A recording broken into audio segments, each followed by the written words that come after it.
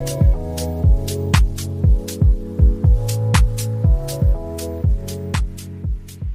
everyone. Welcome to class number 7. Can you believe it? Of our series, Conversational English for Beginners. Today, I want to talk about how to make comparisons, how to compare two objects or more objects. Today, we will focus on the letters ER and EST. Let's get started. Remember, to open the document with the class materials for today, go down to the description box of this video and use the link for class number 7. When you open the document, you will see page number 1, Making Comparisons. To make a comparison, we use an adjective, a description word, to consider the characteristics of two objects, two people, two places, two ideas. You get the idea. As you see here, to compare two objects, we add ER to the adjective. For example, if I have two sisters, Carla and Jenny, I can say that Carla is faster. Or I can say Carla is faster than Jenny. You will also see the word than. We often use plus than to compare. On the other hand, I can say that Jenny is slower than Carla, or Jenny is slower. To compare more than two objects, or people, or things, and so on, we add est to the adjective. For example, if I have a class of students, I can say out of all the students, you are the smartest. We do not use than in this case when we have more than two objects, two people, two places to compare. We use est. Now, for my Spanish speakers out there, and many other languages, you know that often to make comparisons, our words can be irregular. There are some very common comparative and what we call superlative adjectives that are irregular.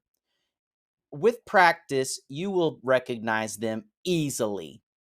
For example, if I have the adjective good, I say better or best, not gooder or goodest. But you still see ER, better, and best, est, the top. Just like mejor o lo mejor de todos, of all, right? The top, lo máximo. Now, let's consider some examples together. We can have fun with this, right? Let's consider some singers. Let's start with just two singers for right now. You can choose your own singers. I will choose Beyonce and Jennifer Lopez. Everybody knows Beyonce and Jennifer Lopez. Again, you can choose your own actors. I will choose two that I think everyone knows. Let's go with Brad Pitt and how about Javier Bardem? He's very popular also internationally. Okay, and then I have two free categories. You can create your own categories, but I think I will choose maybe athletes and authors. I love to read, so I will choose authors. I am not a big sports fan, so I'm going to choose two athletes who I know I see in the news. Let's go with Serena Williams, and let's say Piqué. I know him because of Shakira. Okay? And in our last column, we have talked about these authors before in an example. Let's go with Stephen King and J.K. Rowling. We know that Stephen King writes scary books, and J.K. Rowling is the author of Harry Potter. Okay, so let's go back to the beginning over here with our singers. Now that we have all of our people to compare, or for your free categories, you can choose objects, you can choose songs, books, movies. It does not matter. It's okay. Now, between Jennifer Lopez and Beyonce, let's think. They are very similar in their style, some of their music. They make great dance music, radio music, but Jennifer Lopez began her career before Beyonce. So maybe we can say something like Beyonce is younger. Just a little bit, just a little bit.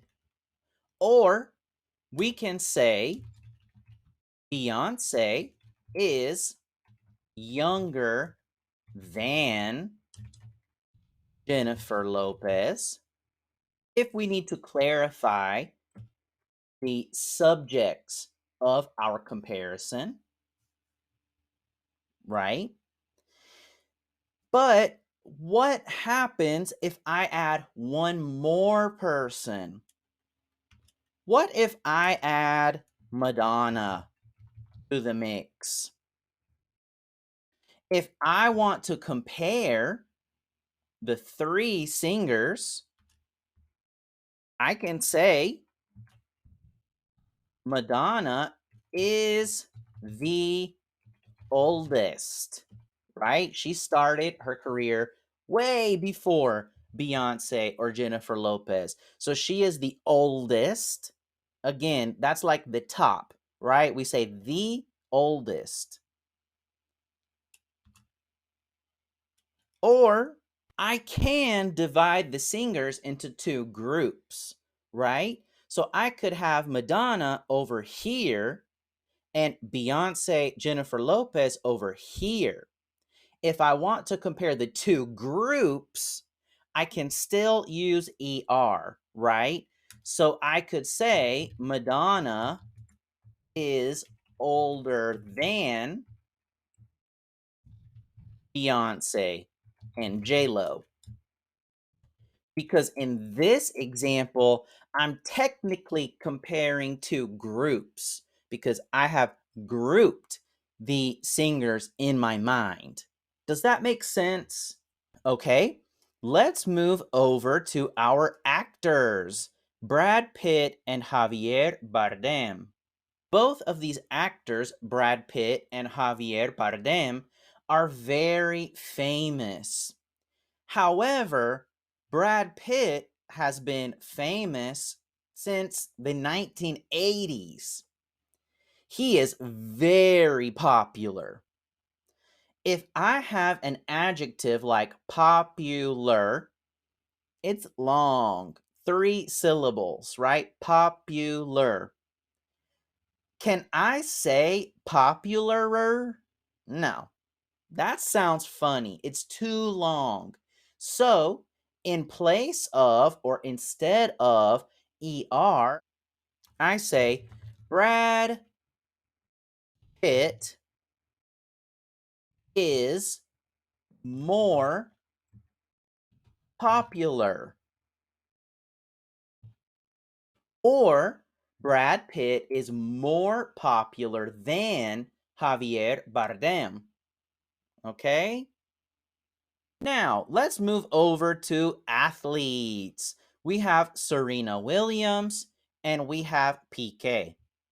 Now, if we consider all of the endorsement opportunities, right? The products that these people sponsor, I don't know, but I imagine Serena Williams is probably richer than PK, right? I think. I don't know. And in our last category, we have Stephen King and we have J.K. Rowling.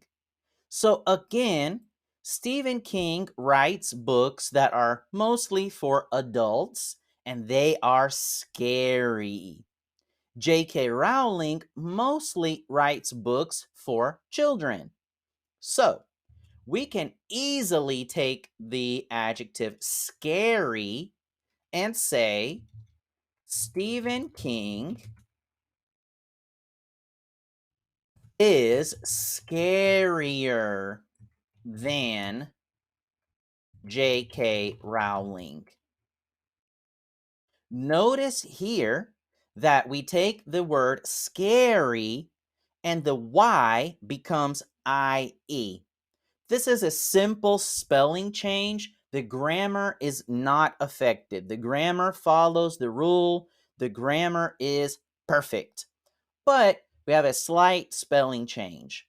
So just watch out for that. You will see more examples. Adjectives like funny, silly. We change the Y to IE as a spelling change in many grammatical examples, in many grammatical forms. Okay, take a few minutes to work with ER and EST. For example, add an actor to this list. Maybe add Tom Cruise.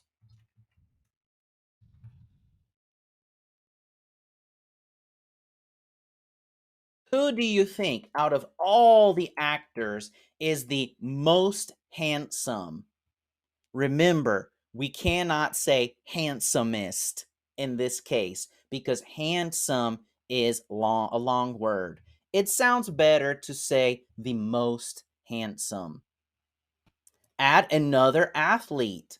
Again, I am not great with athlete names, but maybe you can add somebody like Michael Jordan. Of course, we all know Michael Jordan.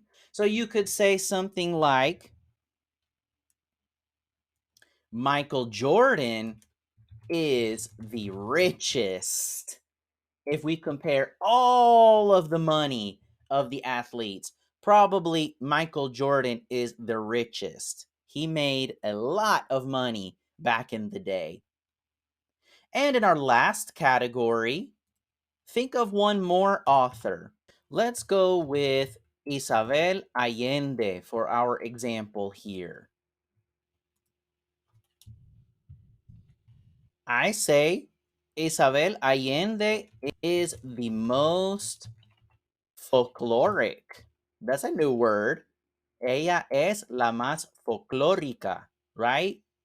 That's a way to compare. Again, folkloric is too long for EST. Folkloricist?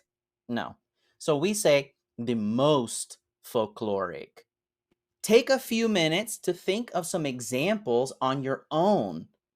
Feel free to share them in the comments section and then come back.